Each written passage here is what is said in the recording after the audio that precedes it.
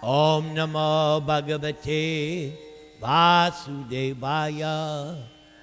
Om Namo Bhagavate Vasudevaya. Om Namo Bhagavate Vasudevaya. So last week we started a new section. This is the section where Narada Muni visits Krishna in his 16,108 palaces. First, we heard a description of Dwaraka, how it was nicely situated, how it was constructed. And we also heard that each wife was living in her own palace, 16,108 palaces. And for each queen at night, there was her own Krishna. Narada came, and he first visited the palace of Rukmini. And we saw how Krishna himself worshipped Narada, got down from his bedstead, and worshipped Narada as a true Brahmana. And Narada also praised Lord Krishna. And so now it continues. Narada is visiting one palace after another. And we have seen already that in each palace, Krishna was doing something differently. So this is pointed out by Prabhupada and also in Chaitanya Charitamrita, that this super excellence of Krishna, how he expanded in 16,000 forms, but wherever Narada was going, Krishna was doing something completely different. So it is pointed out by Prabhupada that this distinguishes Krishna from the ordinary yogis, because the yogi, the perfect yogi, can also expand himself up to 9 different forms. This is explained in the 3rd canto of Srimad Bhagavatam, when Kardama Muni expanded himself and impregnated Devahuti in 9 different forms. But it was mentioned by Prabhupada that the expansions of the yogi, they cannot do things separately. They are all doing the same thing. And the example is given, sometimes you go to a store and they have so many television screens. And if it's on the same channel, each television screen is showing the same program.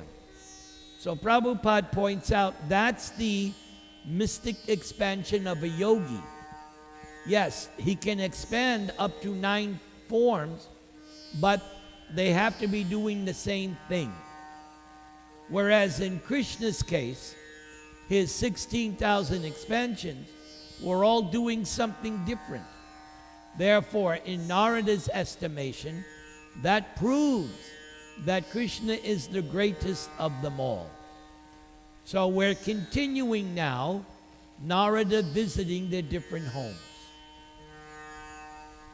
In one palace, Narada found Lord Krishna feeding brahmanas after performing ritualistic sacrifices. In another place, Narada found Krishna silently chanting the Gayatri Mantra, invoking the sacred syllable Om. Akarenochyate Krishna, Sarva Lokaika Nayaka, Ukarenochyate Radha, Makaro Jiva Vachaka. Omkar is a combination of the letters A, U, M. Akarenochate Krishna. The letter A, Akar, refers to Krishna, who is Sarva Lokaika Nayaka, the master of all living entities and planets, material and spiritual. The word Nayaka means leader. Krishna is therefore the supreme leader of all other leaders and all other living entities. Nityo Nityanang, Chaitanas Chaitananam. In the syllable Om, the letter U, Ukar, indicates Srimati Radharani, the pleasure potency of Krishna. And the letter M, Makar, indicates the innumerable living entities or jivas. Thus, the syllable Om is the complete combination of Krishna, Krishna's potency, and Krishna's eternal servitors. In other words, Omkar represents Krishna, his name, fame, pastimes, entourage, expansions, devotees, potencies, and everything else that exists, all pertaining to Krishna. When Narada visited the various palaces, all the different times of the day were occurring simultaneously in each of Lord Krishna's palaces.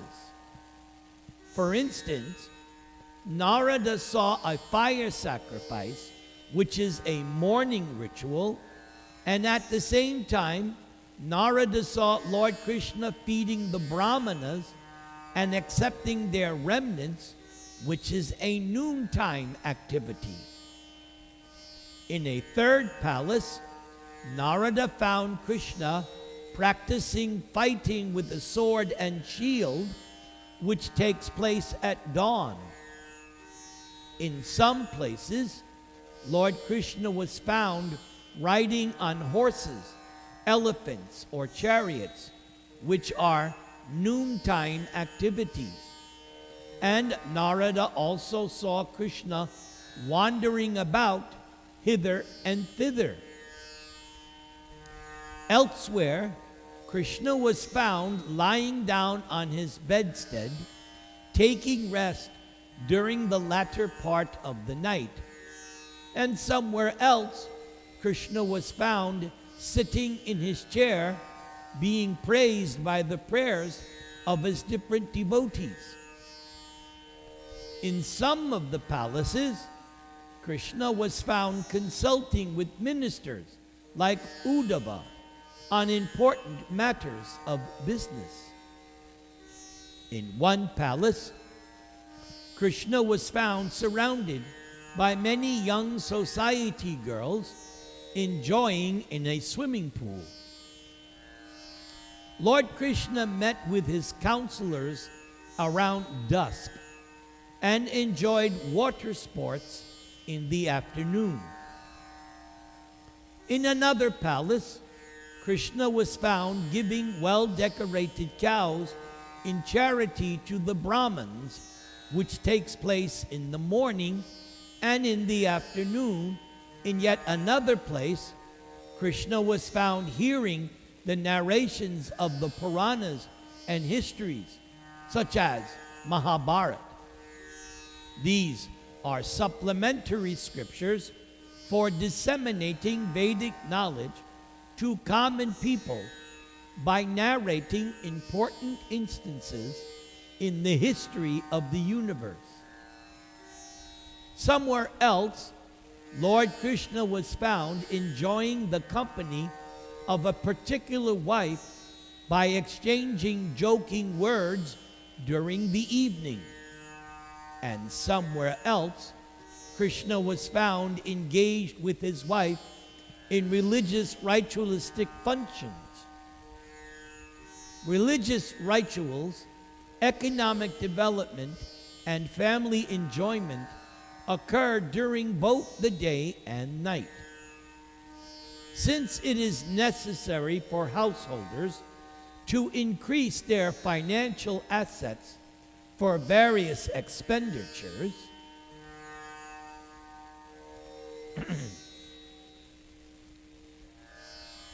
I lost my place, hold on. Since it is necessary for householders to increase their financial assets for various expenditures, Krishna was found somewhere engaged in matters of economic development. Somewhere else, Krishna was found enjoying family life according to the regulative principles of the Shastras. In one palace, Krishna was found sitting in meditation as if concentrating his mind on the Supreme Personality of Godhead, who is beyond these material universes. Such activity of meditation indicates the Brahma Muhurta, the early morning hours, 1.5 hours before sunrise. Meditation, as recommended in authorized scripture, is meant for concentrating one's mind on the Supreme Personality of Godhead, Vishnu. Lord Krishna is himself the original Vishnu, but because Krishna played the part of an ordinary human being, Krishna taught us definitely by his personal behavior what is actually meant by meditation. Somewhere, Lord Krishna was found satisfying elderly superiors by supplying them things they needed. Somewhere else, Narada Ji found that Lord Krishna was engaged in discussing topics of fighting, and somewhere else in making peace with enemies. Somewhere, Lord Krishna was found discussing the ultimate auspicious activity for the entire human society with his elder brother Balaram. Narada saw Lord Krishna engaged in getting his sons and daughters married with suitable brides and bridegrooms in due course of time, and the marriage ceremonies were being performed with great pomp. In one palace, Krishna was found bidding farewell to his daughters, and in another palace, Krishna was found receiving his daughter-in-law. People throughout the whole city of Dwaraka were astonished to see such pomp and ceremonies. Somewhere else, Lord Krishna was seen performing different types of sacrifices to satisfy the demigods. But the demigods are only Krishna's qualitative expansions, not quantitative. Somewhere, Krishna was seen engaged in public welfare activities, establishing deep wells for water supply, rest houses and gardens for unknown guests, and great monasteries and temples for saintly persons. These are some of the duties enjoined in the Vedas for householders for the fulfillment of their material desires. In one situation, the great sage Narada saw Lord Krishna, the Supreme Personality of Godhead and master of mystic powers, acting as a spy by changing his usual dress in order to understand the motives of different citizens in the city and even within the palaces. Narada fully understood Krishna's omniscience, and thus, when Narada saw Krishna trying to find out the mood of his ministers moving about in disguise, Narada could not help but laugh. But remembering Krishna's supreme position, Narada somehow constrained his laughter. In order to understand Narada Muni, it is good to take some information from the Bhagavatam and the Chaitanya Charitamrita. It is stated that the power of devotional service, which is technically known as Bhakti Shakti, is invested in Narada Muni. According to Lord Chaitanya, Narada Muni is the Bhakti Shakti avatar of Krishna. Narada is a living entity, Jiva, but he is empowered by Krishna to preach bhakti, to preach devotional service. Therefore, he is given that title, Bhakti Shakti Avatar.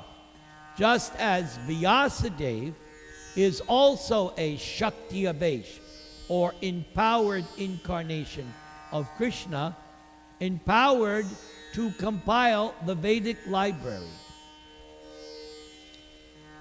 In regard to what Narada saw, it is stated that Krishna is one without a second. But Krishna manifests himself in different forms. And this is stated by Narada in this chapter of Srimad Bhagavatam. Chitrang bataitad ekena vapusha yugapat pritak griheshu dvashta sahrasyam striya eka udavahat. It is wonderful indeed that one Krishna has simultaneously become different Krishnas in 16,108 palaces to accept 16,108 queens as his wives. In the Padma Purana, it is further explained, Sadevo Bahada Bhutva Nirguna Purushottamaha Eki Bhuya Punakshete Nirdosho Harir Adi Krit. The same personality of Godhead, Purushottama, the original person, who is always devoid of material qualities and devoid of material contamination, can exhibit himself in various forms and at the same time lie down in one form. Manir yata vibhagena nila pita dibir yuta rupa bedam avapnoti dhyana bedat tatar chuta. Just as when the jewel known as Vaidurya money touches various other materials, it appears to be separated into different colors, and consequently, its forms also appear differently. So similarly, according to the meditational ecstasy of the devotee, the Lord, who is known as the infallible one, Achyuta, appears in different forms, although Krishna is essentially one. And you will find in the third canto of Srimad Bhagavatam, when Lord Brahma is glorifying Krishna, he says that Krishna will appear in front of a pure devotee exactly how the devotee wants Krishna to appear before him. So we have lots to look forward to if we become and strive to become pure devotees.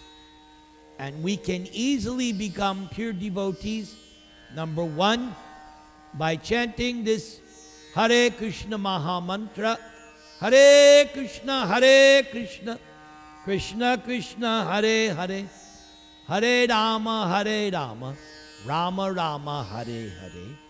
And if we continue to hear about Krishna via this Krishna book class, so you don't ever want to leave this group.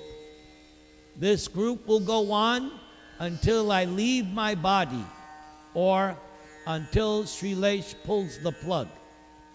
But as long as he doesn't pull the plug and I'm still alive, we will do this weekly class. So before we go to the next section, it's time for a commercial break. All right, let's go to the next section. So this is called Siddhanta. Siddhanta means the conclusion. Lord Krishna wanted to dispel Narada's so-called distress, which the sage felt because Narada saw Lord Krishna worshipping the demigods, and Krishna even worshipped Narada himself. Therefore, Lord Krishna said to Narada, Yad yad acharati shreshtas tat tad evetaro jana. My dear Narada, in the Bhagavad Gita I say that whatever a great person does, ordinary people follow. Thus, I bathed your feet today in order to help propagate the principles of religion. In the past, before I began my pastimes of directly teaching religious principles, you came and offered prayers to me after I had killed the Keshi demon. But at that time, I simply listened to your elaborate prayers and glorification, but I did not do anything to honor you. So you should just remember this and now consider. Do not think that you have committed an offense by allowing me to bathe your feet today and accept the water as holy remnants. For just as a son does not offend his father by touching him with his foot while sitting on the father's lap, so, Narada, you should understand that in the same way, you have not offended me because you are like my son. All of Krishna's activities in the many palaces were performed by Krishna's single spiritual form, Ekena Vapusha, which manifest in many places at once. This vision was revealed to Narada because of Narada's desire to see it, as well as Krishna's desire to show it to Narada. The other residents of Dwaraka could see Krishna only in that particular part of the city they themselves occupied and not anywhere else, even if they would sometimes go to another precinct on some business. Thus, Krishna gave a special view of his pastimes to his beloved devotee Narada Muni. Krishna performed such activities in Dwaraka that were unusual even for Krishna's plenary expansions, to say nothing of others. It can also be understood that Krishna performed these activities for the sake of his pure, exclusive devotees. In any case, one who recites or one who hears these accounts of these pastimes will certainly be engaged in Krishna consciousness. So, my dear students, you have just gotten a blessing from this Krishna book, and myself as well, because it says one who recites or one who hears. So because you attended today's class, now you will certainly be engaged in Krishna consciousness. Saint Narada saw all these activities of Lord Krishna, who is the supersoul of all living entities, but who played the role of an ordinary human being to manifest the activities of his internal potency. Smiling within himself, Narada then addressed Krishna as follows. My dear Lord of all mystic powers, you are the object of meditation of the great mystics, and the extent of your mystic power is certainly inconceivable, even to mystics like Lord Brahma and Lord Shiva. But by your causeless mercy, because of my being always engaged in the transcendental loving service of your lotus feet, your Lordship has very kindly revealed to me the actions of your internal potency. My dear Lord, you are worshipable by all, and the demigods and predominating deities of all 14 planetary systems are completely aware of your transcendental fame. Now, please give me your blessings so that I may be able to travel all over the universes, singing the glories of your transcendental activities. The Supreme Personality of Godhead, Lord Krishna, then replied to Narada as follows. My dear Narada, O sage among the demigods, you know that I am the supreme instructor, and I am the perfect follower of all religious principles, as well as the supreme enforcer of such principles. I am therefore personally executing such religious principles in order to teach the whole world how to act. My dear son, it is my desire that you not be bewildered any more by such demonstrations of my internal energy. The Supreme Personality of Godhead was engaged in his so-called household affairs in order to teach people how one can sanctify their household life, although one may be attached to the imprisonment of material existence.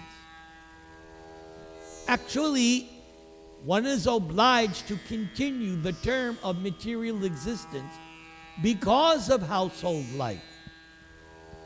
But Lord Krishna, being very kind upon householders, demonstrated the path of sanctifying ordinary household life. Because Krishna is the center of all activities, the life of a Krishna-conscious householder is transcendental to Vedic injunctions and is automatically sanctified. Thus, Narada saw one single Krishna living in 16,000 palaces by Krishna's plenary or full expansion.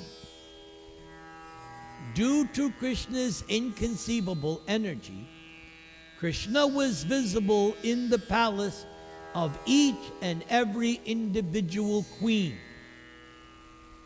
Lord Krishna has unlimited power, and Narada's astonishment was boundless upon observing again and again the demonstration of Lord Krishna's internal energy. Lord Krishna behaved by his personal example as if Krishna were very much attached to the four principles of civilized life, namely Dharma, religion; Artha, economic development; Kama, sense gratification; and Moksha, salvation. These four principles of material existence are necessary for the spiritual advancement of human society.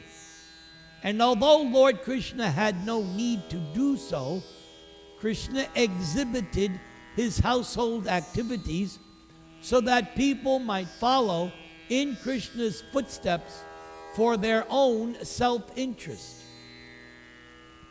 Lord Krishna satisfied the sage Narada in every way.